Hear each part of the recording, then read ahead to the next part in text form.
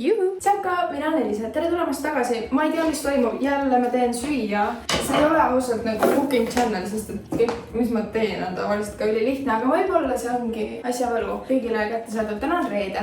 Ma otsustasin teha midagi mõnusat, maitsvat. Ehk siis ma näitan üks hästi lihtsasti teha šokolaadikooki, mis on super maitsev. Ja samal ajal ma tahan rääkida sellisest teemast nagu afirmatsioonid, mis on väga põnev, sest ma arvan, et me kõik enam-vähem teame, mis asi on afirmatsioonid. Kui ei tea, siis ma räägin sellest ka kohe. Aga miks ma sellest rääkida tahan, on see, et ma leidsin paar sellist nippi, häkki, mida teha afirmatsioonidega, kuidas neid kasutada, et need mõjuvad reaalselt palju võimsamalt, palju efektiivsemalt ja võib-olla on rohkematele kättesaadavamad. Anyway! Enne kui me alustame, siis ma mainingi seda, et mul on plaanis teha juulis väike selline get-together rituaal. Mõtlesin, et oleks tore teha väike get-together, väike meditatsioon. Ma tegelikult ei tea veel täpselt, mis me tegema hakkame, aga see saab olema väga mõnus. Ja siis me paneme kõik koos eesmärgil intentionid suuna ülejäänud aastale ja ma luban, see saab olema nii tore, nii mõnus. Aga praegu, let's get into this. Mida sul selleks vaja on muffinipulber. Mina võtsin Tartu Medium, kuna poes lihtsalt ei olnud teist täna. Ja tegelikult ma olen vist vahel teinud isegi, et ma panen 2 tükki, aga praegu ma teen ühega, ma arvan, et sellest piisab küll hästi. Siis ma ostsin Big-Telli 56% šokolaadi. Me paneme sisse piima ja reaalselt, lifehack. Kui sul on võimalik, siis pane siia taine sisse Vana-Tallinnat natukene. Ja see on nii hea.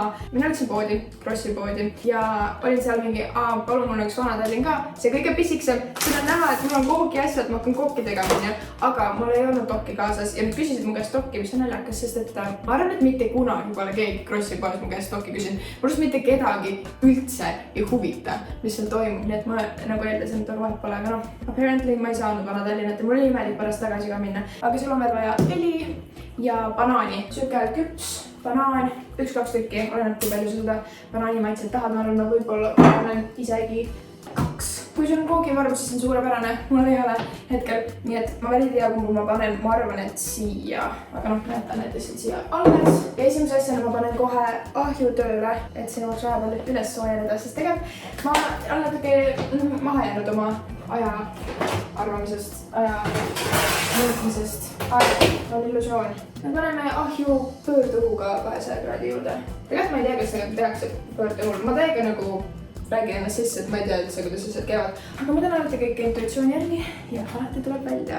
Mida me tegema hakkame, et me paneme selle kaussi vee asemel, mis siin on kirjas, me paneme piima ja õli me ei pane üldse nii palju, kui siin kirjas on, et me paneme hästi natuke õli, rohkem piima ja vett ei pane üldse. Ja siis purustame banaanid ja paneme see sisse. Ma arvan, et me oleme kõik puutunud kokku sellise lapse või täiskasvanuga, või siis me oleme ise selline laps või täiskasvanu, kellel on suur hirmu koerte vastu. Ja kui sa näed kedagi, kellel on suur hirmu koerte vastu, siis see tuleb sellest, et neil on kunagi olnud mingisugune väga halb kogemus koeraga. Ehk siis kui väike laps satub kokku koeraga, see koer on kuri, haugub, isegi hammustab, mida iganes, siis tekib ajus närviühendus. Ehk siis 2 neuroni sünaps, mis tähendab seda, et ajus käib nii-öelda siuke informatsiooni vahetus, koer pöördub halb. Kui on koeraga halb kogemus, siis rääbki koer pöördub halb. Ja kui sellel lapsel või täiskasvanul on veel kogemusi koeraga, näiteks tal on juba olemas see ühendus, et koer pöördub halb ja siis ta kõnnib mingist, ma ei tea, majast mööda, kus tuleb järsku koer ehmatada ja haugub, siis see närviühendus läheb iga kord tugevamaks. Kuni tekibki meil selline sisemine alateadlik teadmine, et koer pöördub halb. Makes sense. Ja varem arvati hästi pikalt, et kui meil tekivad lapsena need närviühendused, siis me ei saa hiljem neid mitte kuidagi muuta. Me saame lisada asju, aga me ei saa päriselt nagu muuta. Aga teadus on arenenud nii palju, et nüüd teatakse, et saab ikka küll nii-öelda üle kirjutada neid närviühendusi, mis meil juba on. Ja neid saab muuta. Ja võib-olla sul ei ole mingit mure sellega, et sa kardad koeri, aga võib-olla sa märkad, et ma ei tea, aga võib-olla sa märkad, et sul on sellised alateadlikud arvamused ja suhtumised, ma ei tea, rahasse või suhetesse või mis iganes eluvaldkonda, mis tegelikult hoiavad sind tagasi. Sest et see, et meil on mingi arvamus, ei tähenda, et see on ratsionaalne. Teine laps võis üles kasvada nii, et tal tekkis närviühendus just sellega, et koer pöördub hea. Ehk siis need arvamused ei ole meil ratsionaalsed, aga need on nii-öelda valid. See on ikkagi okei, et meil need tekivad, sest et see on lihtsalt meie keha, mis proovib ja on proovinud meid alati elus hoida. Ma ei pannud seda piima ka mingisuguse mõõdiku järgi, kui sa tahad mõõdiku järgi panna, siis nende pakikeste peal peaks olema kirjas, aga ma teen kõike lihtsalt sisetunde järgi. Natuke õli. reaalselt asju natukene. Kui ma olen ise uurinud selle kohta, et ma ei tea, kuidas suhtuda paremini rahasse, kuidas muuta mu suhe parem nagu, ma ei tea, meestega, suhete valdkonnas. Kui sa tunned, et on mingi jama, aga miski ei tööta, siis inimesed lihtsalt ütlevad seda, et lihtsalt muuda nagu neid arvamusi enda alateadvuses ja tee tööd oma alateadvusega, mis tööd, mis toimub. Let me tell you, neid viise, kuidas sa saad oma närviühendusi või neuroühendusi üle kirjutada, neid on minu andmete järgi umbes täpselt 3. Aga me ei hakka neid kõiki praegu lahti arutama, me räägime mingit pidi just nendest afirmatsioonidest. Kuidas meie keha otsustab, et nüüd me ei reageeri enam selle koera haukumisele niimoodi, et meie peas tekib tunne, et asi on hirmus. See laps, kelle peas tekkis ühendus, et koer võrdub hirmus. See reaktsioon nüüd, hirm, kui ta näeb koera, on keha kõige lihtsam, kiirem viis olukorraga toime tulemiseks. Kehal on vaja asju lihtsustada, me ei saa kogu aeg kõiki olukordi võtta nagu täiesti uuest perspektiivist, sest et see võtaks lihtsalt nii palju energiat. Sellepärast meil ongi olemas nii-öelda süsteem 1, süsteem 2, kiire mõtlemine, aeglane mõtlemine ja enamus meie reaktsioone ja otsuseid on just selle süsteem 1 ehk kiire mõtlemise põhjal. Kui see inimene, kellel on koerte vastu hirm, ei tahaks enam nii tunda, siis ta peab kuidagi tegema nii, et tema keha kõige kiiremaks ja efektiivsemaks reaktsiooniks selle olukorraga toimetulekul oleks rahu või rõõmutunne. Alustame rahust. Ma arvan, et see oleks juba päris tore. Ja selleks, et me saaksime mingisuguse reaktsiooni muuta oma kehale kõige kiiremaks ja lihtsamaks teeks, on üks võimalus lihtsalt see, et selles hetkes, kui meil tekib reaktsioon, siis me suudame ennast viia sinna, kus me anname rohkem energiat sellele tahetud tundele, sellele tahetud reaktsioonile ja suudame ennast niimoodi maha rahustada, et meie kehaks lõpuks, kui me seda kordame, muutub kiiremaks lahenduseks see, et me lihtsalt tunneme ennast natuke chillimalt, sest me ise kogu aeg suuname oma keha sinna. See, kui ta hakkab seda paanikavastet uuesti andma, see on lihtsalt rohkem energiat, ta võiks sama hästi siis juba lihtsalt ennast paremini tunda.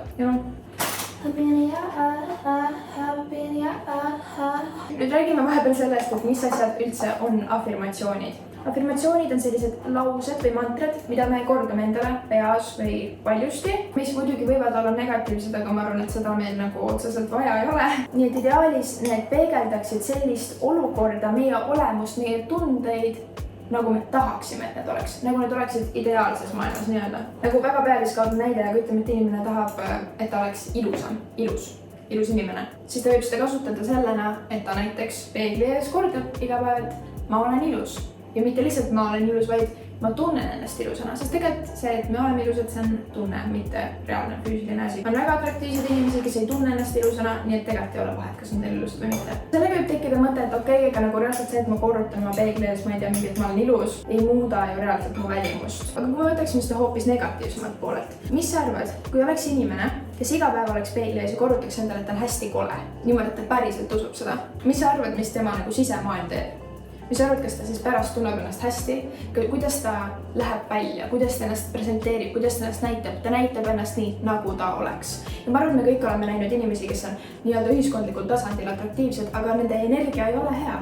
Ja me oleme näinud inimesi, kes ei ole võib-olla nii conventional ja attractive, aga miski neis on reaalselt nii ilus, hot, seksikas. Jah, me kõik teame seda ja see on suurepärane näide energiast. Ma olen kuidagi nii hüperaktiivne tuju. Ma loen ette lähedalt raamatut praegu, see saab mul kohe läbi ja siis ma olen kuidagi väga hyped. Okei, ma olen väga kurb ikkagi, et mul seda vana Tallinnat ei ole.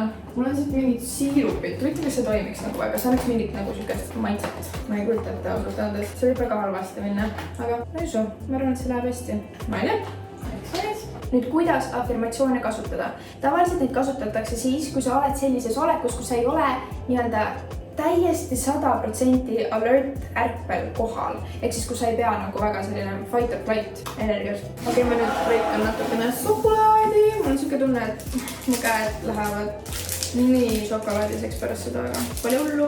Ei saab täiega palju juurde, kui siia sisse panna, sest et nagu jah, seal on mingid šokolaaditükid ise ka sees, aga need ei ole nii maitsvad. See, kui sa paned siia tavalist šokolaadi, see teeb nii mõnusaks šokolaadiseks, päriselt mõnusaks seda. Ehk siis tavaliselt kuulatakse afirmatsioone, sa saad neid kuulata näiteks YouTube'ist või kust iganes. YouTube'is on väga palju erinevaid afirmatsioone olemas erinevateks vajadusteks. Neid kuulatakse kas just siis, kui sa oled just üles ärganud, kas siis, kui sa hakkad just magama jääma, kas siis, kui sa oled duši all. Need on hetked, kus sa oled natukene rohkem rahunenud ja siis sul on parem kontakt oma alateadvusega, siis sul on lihtsam nii-öelda seda sisse võtta ja päriselt, et see midagi muudaks. Afirmatsioonid ilmselgelt ei tööta üleöö, sa ei saa oma närviühendusi muuta üleöö. See võtab aega, aga see on seda väärt. Aga mul oli reaalselt vahel neid afirmatsioone reaalselt ebamugav kuulata.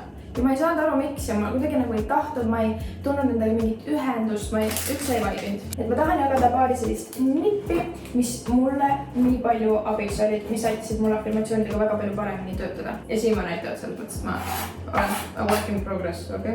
Esimene asi, mida ma panen tähele, et inimesed teevad, on see, et nad on hommikul peegli ees, kordavad 5 minutit oma afirmatsioone, ma olen nii ilus, ma olen nii äge, mida iganes ja nad loodetavasti natukene sügavamad, tegelikult vahet ei ole, power to the people. Ja siis nad lähevad edasi kogu oma ülejäänud päevaga ja räägivad endast siukest jama. Ja kogu see, kuidas nad endaga räägivad, on nii kohutav. Seda on kurb kuulda. Sa lihtsalt kuuled, kuidas inimesed räägib ja kuidas need afirmatsioonid peaksid töötama, kui sa usud neid või vähemalt proovid nendega tegeleda 5 minutit päevas ja ülejäänud päeva räägid endast reaalselt. Need ei tööta nii, aga minu soovitus on see, et väga tore, kui sa saad kuulata neid hommikul, õhtul, mida iganes, aga kõige tähtsam on see, et sa jälgiksid seda, mis su peas toimub terve päeva vältel. Mitte ainult aita sul saada reaalselt head ülevaadet sellest, mis su peas nagu toimub, mis need mõtted on, millega sa tahaksid töötada, aga siis sa hakkad tähele panema ka seda, et ma mõtlesin nii ja see pani mind ennast niimoodi tundma. Lisaks võib-olla sa hakkad rohkem eraldama seda, et ma tunnegi ennast niisama halvasti või ma mõtlesin midagi, mis ei ole tegelikult võib-olla ratsionaalne, see on lihtsalt mingisugune alateadlik arvamus ja uskumus, mis mul on. Siis ma mõtlesin seda, sest et see tuleb lihtsalt reaktsioonina ja siis ma tundsin ennast halvasti ja siis ma käitusin niimoodi. See aitab sul eraldada ennast natuke sellest kogemusest ja natuke rohkem enda tunnetest. Ehk siis me ei ütle ainult peeglisse ilusaid sõnu, vaid me ründame neid mõtteid just sellel hetkel, kui need meid ründavad. Nii, see viib meid teise punkti juurde, mis on see, et 110% positiivsed afirmatsioonid lihtsalt ei tööta kõigile. Võib-olla kui sul tekib ärevus, ma ei tea, tööga seoses ja kui sa ütled endale, et ma olen nii võimekas, ma olen nii edukas, võib-olla see ei tundu sulle lihtsalt alguses realistlik. Ja võib-olla su keha ei tunne ennast sellega mugavalt, sest see tundub nagu sa valetaksid. See on täiesti okei, kui see tekib, see on fine. Kui ei teki, siis pane hullu, kasuta seda, väga tore. Aga kui sa tunned, et see on sulle raske, siis see on täiesti okei. Sa saad alustada sellest, et sa ei ütlegi lihtsalt lambist neid 110% positiivseid afirmatsioone, vaid sa alustad millest, mis on neutraalne, pigem positiivne ja milles avaneb võimalus. Ehk siis ütleme, et on inimene, kes, ma ei tea, kardab täiega töid esitada, mingit projekte esitada, ülemusele, õpetajale, mida iganes on ju, sest et siis, kui sa oled varem midagi esitanud, sa oled kas saanud väga halba tagasisidet, mida iganes, pole, aga sul tekib ärevus näiteks, kui sa pead mingi töö esitama. Siis jah, võib-olla sinu jaoks toimub see, kui sa ütledki endale, et ma olen nii edukas, ma olen nii tark, kõik, mis ma teen, läheb hästi, kõik, mis ma teen, on edukas. Aga kui see ei tundu sulle üldse loomulik, siis võib-olla alustada sealt, et on täielik võimalus, et selle tööga läheb väga hästi. Ava endale see võimalus. Kui sinust tekitab ärevust, ma ei tea, sõpradega välja minemine, siis sa ei pea nagu sundima ennast tundma seda, et ei, mul peab olema täiega super hea ja tore olla, sa saad jälle avada endale selle võimaluse, et mul on võimalus kogeda väga ilusat õhtut. Mul on võimalus valida oma emotsioone ja sellepärast mul on võimalus kogeda väga toredat õhtut. Ehk siis sa ei suru ennast otseselt midagi tundma, vaid sa lihtsalt avad endale selle võimaluse, selle mõttemust lihtsalt midagi sealt. Minu jaoks on väga palju aidanud just see, et mul on võimalus oma emotsioone valida. Mul on võimalus valida seda, mida ma tunnen. Kui sul on, ma ei tea, rahaga seoses ärevus, siis sa saad endale korrutada võib-olla, et mul on võimalus luua endale selline elu, nagu ma tahan. See on täiesti võimalik, et ma loon endale elu, mida ma väga tahan. Kui sa lood endale selle võimaluse, mitte ei suru endale mingit mõtet pähe, siis jah, sa nagu ei kinnita endale 100% kindlalt, et see juhtub, mis on loogiline, sest et see tundub sinu jaoks vale, aga see võib-olla avab sinu jaoks selle tunde, et sa vähemalt tahad proovida, sest et on võimalus, et kõik läheb hästi. Olgu, paneme koogi ahju. Okei, kolmas asi. Kui sa kasutad afirmatsioone, siis jah, sa võid kasutada neid, mis on YouTube'is olemas. Aga mida ma sügavalt soovitan, on see, et võta oma päevik või võta mingi paberipliiats ja mõtle reaalselt nende olukordade üle, mis tekitavad sinu ebamugavust. Tunneta nendesse, tunneta täpsemalt, mis see on, mis ebamugavust tekitab. Tunne, mis on täpsemalt see, mis sulle hirmu tekitab, mida iganes. Ja loo endale iseenda afirmatsioonid, mis on reaalselt sinu kogemuse jaoks mõeldud. Me teeme seda meie töötas ka, mis me teeme juulis, nii et Ja 2 asja, mida ma veel tahan öelda, väiksed lisanipid on sellised, et kui sa tahad kuulata afirmatsioone, siis sa lasta need oma häälega sisse, sest su keha tunneb ära sinu enda hääle ja see tundub sulle rohkem päris ja rohkem aus. Sa usud seda paremini. Number 2, kui sa tunned, et sinuks on too much see, et sa ütled need afirmatsioone selles vormis, et mina olen, mina tunnen. Sa võid proovida rääkida 3. isikus. Elisa annab endast praegu parima. See on täiesti võimalik, et Elisal läheb väga hästi. Ja see võib tunda natuke imelik, nii et vali ruum selle jaoks ja vaata, et keegi saaks end nagu passida või kuidagi rünnata selle pärast või ma ei tea. Inimesi on igasuguseid. Või siis räägi iseendaga nagu sina vormis. Ehk siis sul läheb nii hästi, sa oled nii tubli. Sa saad ise valida, mida sa tunned. Ja on täielik võimalus, et su tuleb imeilus õhtu. No vot, ma loodan, et sa õppisid siit videost midagi. Ma loodan, et sul oli tore siin olla. Ma loodan, et me saame nüüd. Ma olen nii kiiresti rääkinud, äkki võtame neist kõik koos ühe korraliku hingetõmbe. Võib-olla see on esimene sügav hingetõmbe, mis sa oled täna võtnud, siis teeme seda nüüd.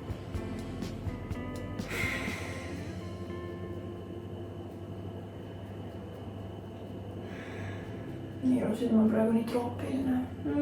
Okei. What you? Ma loodan, et see kook tuleb väga meeldiv. Ma loodan, et ma ei unusta ära seda veel näidata, aga ma ütlen siinkohal Anju, sa oled sulle hästi palju soojust. Ma loodan, et sa naudid seda kogemust siin imelikul, aga super maagilisel ilusal kivil, kus me kõik koos oleme, eksisteerime. Võib-olla. Ma saan sulle hästi palju soojust, hästi palju armastust ja näeme juba väga varsti. Tšau! Okei, see näeb super hea välja. Näed siis ju?